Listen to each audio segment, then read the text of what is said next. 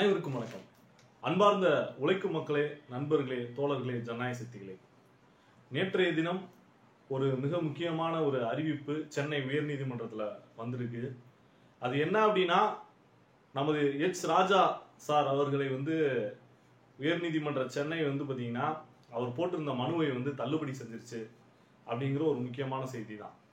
அப்போ எதுக்காக நம்ம எச் ராஜா சார் மனு போட்டிருந்தார் அப்படின்னா, திருப்பரங்குன்ற விவகாரத்தை ஒட்டி பிப்ரவரி 4ஆம் தேதி மதுரை பழங்கானத்தத்தில் ஒரு ஆர்ப்பாட்டத்தில் பேசினாரு. அந்த ஆர்ப்பாட்டத்திற்கு மதுரை உயர்நீதிமன்ற நீதிபதிகள் பல்வேறு விதமான கண்டிஷன்களை போட்டு எதுவும் மத துவேஷத்தை பேசக்கூடாது, ஒழுங்கா நடந்துக்கணும் அப்படின்னு சொல்லி பல விதிமுறைகளை கொடுத்திருந்தாங்க. அதையெல்லாம் மீறி நான் திருப்பரங்குன்றத்தை அயோத்தியா மாத்துவேன், அயோத்தியா மாத்துற விஷயத்த இங்கிருந்து திருப்பரங்குன்றத்துல இருந்து தான் தொடங்குவோம் அப்படின்னு சொல்லிட்டு பயங்கர திமுறாவும் தெனாவட்டாவும் பேசினார் அப்படிங்கிறது தான். பேசின அடுத்த நாளே பாத்தீங்கன்னா மதுரையில சுப்பிரமணியபுரம் போலீஸ் ஸ்டேஷன்ல அவர் மீது பாத்தீங்கன்னா 4 பிரிவுகளின் கீழே வழக்கு போட்டாங்க. அப்ப இந்த வழக்கு விசாரணைக்கு ஆஜராக சொல்லி போலீஸ் எச் ராஜா சாருக்கு சம்மன் அனுப்பிச்சிருக்கிறாங்க. எச் ராஜா சார் தான் ரொம்ப தைரியமான ஆளாச்சே, ஆஜராயிருக்கலாம். ஆனா எச் ராஜா சார் ஆஜர் ஆகல. அவர் என்ன பண்ணியிருக்காருன்னா, மதுரை கோர்ட்ல கூட அவர் போட மாட்டாரு, சென்னை ஹைகோர்ட்ல போய் இந்த மாதிரி என்னை விசாரணைக்கு ஆஜராக சொல்லியிருக்க ஒரு சம்மன் அனுப்பிச்சிருக்கிறாங்க, இந்த சம்மனை ரத்து செய்யணும் அப்படின்னு சொல்லிட்டு அங்க போய் ஒரு மனு போட்டிருக்கிறாரு. ஏன் மதுரையை கண்டா எதுவும் பயந்துட்டாரு என்னன்னு தெரியல. ஒரு ஊரு சிவகங்கை காரைக்குடி தான், மதுரையிலேயே போட்டிருக்கலாம். ஆனா போய் இன்னைக்கு சென்னையில போட்டிருக்கிறாரு. அங்க சென்னையில விசாரிச்ச நீதிபதி வேல்முருகன் அவர்கள் இவரை இந்த போலீஸ் அனுப்பின சம்மனெல்லாம் ரத்து பண்ண முடியாது, அதனால எச் ராஜா ஒழுங்கா போலீஸ் ஸ்டேஷன்ல போய் ஆஜராகணும் அப்படின்னு சொல்லிட்டு இன்னைக்கு நேத்து உத்தரவு கொடுத்தாரு. அப்ப நம்ம இதுல என்ன கேட்க வேண்டியது இருக்குன்னா, அந்த பழங்கானத்தம் கூட்டத்தில் பிப்ரவரி 4ஆம் தேதி அவ்வளவு திமிராவும் அவ்வளவு ஆணவமாவும் பேசுனீங்கல்ல, ஏன் இங்க மதுரையில ஸ்டேஷன்ல ஆமா நான் அப்படிதான் பேசினேன்னு சொல்ல வேண்டியதானே? அதுல என்ன இந்த எச் ராஜா சாருக்கு வந்துச்சு?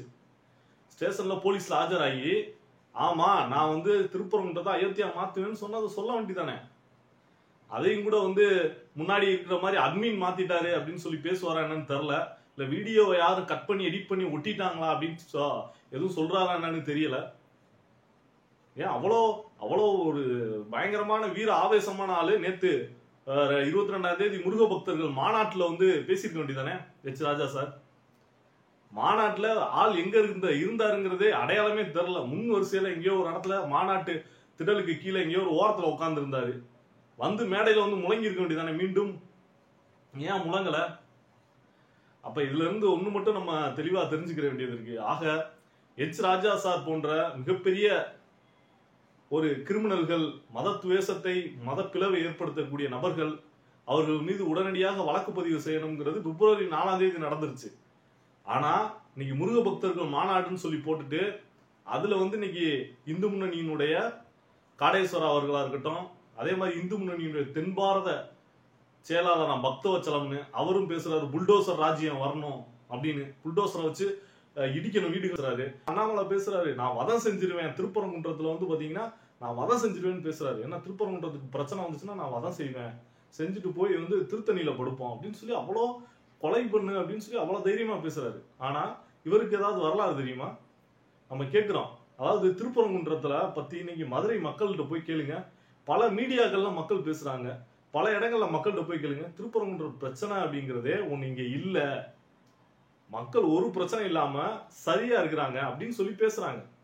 அப்ப இவர்கள் தான் தேவையில்லாத குட்டிகளாட்டா, தேவையில்லாத பிரிவினை, தேவையில்லாத மதவெறியை ஏற்படுத்தி ஒரு மிகப்பெரிய பிளவை ஏற்படுத்த திட்டமிட்டு இருக்கிறார்கள். இந்த பவன் கல்யாண்னு ஒரு ஆந்திரா நடிகர், நாலாந்திர நடிகர், அப்ப அவர் என்ன பேசுறாரு, உடனே பாத்தீங்கன்னா ஆவேசமாகணும், இந்துக்கள்லாம் ஆவேசமாகணும், கொதிக்கணும் அப்படின்றாரு. கொதிச்சாங்கன்னா போதும், எல்லா பிரச்சனையும் தீர்ந்துடும். என்ன சொல்ல வர்றாரு? அடிச்சுக்கிட்டு மல்லுக்கட்டி சாகணும்னு சொல்றாரு இதை சொல்றாரு. இது போல வன்முறையை பேசக்கூடிய அனைத்து நிர்வாகிகளும் பலரும் மேடையில பேசினவர்கள் இது போல பேசினாங்க. ஆனா எச் ராஜா மேல அன்னைக்கே நீங்க போலீஸ் பிப்ரவரி 4ஆம் தேதி உடனே வழக்கு பதிவு செஞ்சீங்க.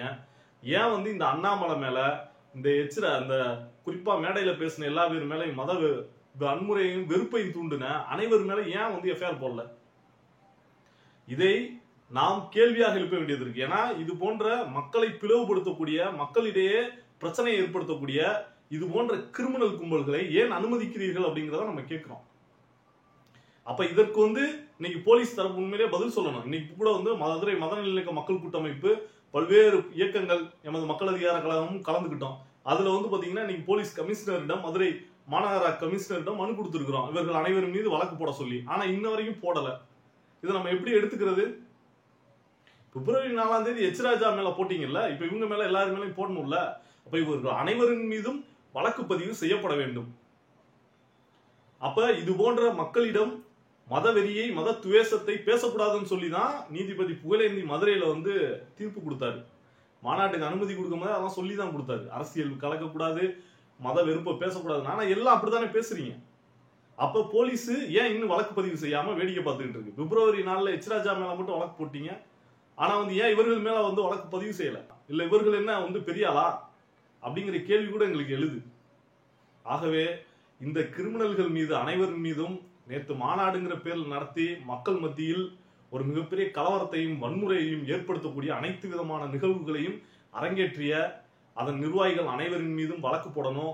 அண்ணாமலை, பவன் கல்யாண், இன்னும் RSS 2 மாநிலத்துக்கு செயலாளர் வன்னிராஜா அப்படின்னு சொல்லக்கூடிய நபர் மீது, இது மாதிரி இந்து முன்னணியோட தென் பாரத செயலாளர் பக்தவச்சலம் அவர் மேல, இப்படி அனைவரின் மீதும் வழக்கு பதிவு செய்யப்படணும். இவர்கள் அனைவரும் கைது செய்யப்பட வேண்டும் அப்படிங்கிறது இது ஏதோ என்னோட தனிப்பட்ட விருப்பம் இல்ல, ஒட்டுமொத்த மதுரை மக்களினுடைய கோரிக்கை. இது ஒட்டுமொத்த மதுரை மக்கள் மத நல்லிணக்கத்தை விரும்புகிறார்கள், மத ஒற்றுமையை விரும்புகிறார்கள். மக்கள் சரியாக ஒரு மக்களிடம் பிளவு ஏற்படக்கூடாதுன்னு நினைக்கிறாங்க. அப்ப அவர்களுக்காக இந்த வழக்குகள் அனைத்தும் பதிவு செய்யப்பட வேண்டும். மக்களை பிளவுபடுத்தக்கூடிய இது போன்ற கும்பல்களை நாம் அனுமதிக்க கூடாது.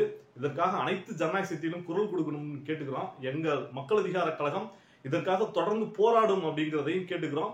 தொடர்ச்சியா மதுரை மத நல்லிணக்க மக்கள் கூட்டமைப்பு பல்வேறு பணிகளை எடுத்து செஞ்சுக்கிட்டு இருக்காங்க. அதோட இணைந்து மட்டும் இல்லாம தொடர்ச்சியா மக்கள் அதிகார கழகம் களத்தில் வந்து போராடும். பல்வேறு விஷயங்களுக்கு உங்கள் மீது வழக்கு தொடுத்து உங்கள் மீது நடவடிக்கை எடுக்க களத்தில் நிற்கும். நன்றி. அனைத்து ஜனநாயக சக்தியிலும் இதற்கு ஆதரவு தருங்கள். நன்றி, வணக்கம்.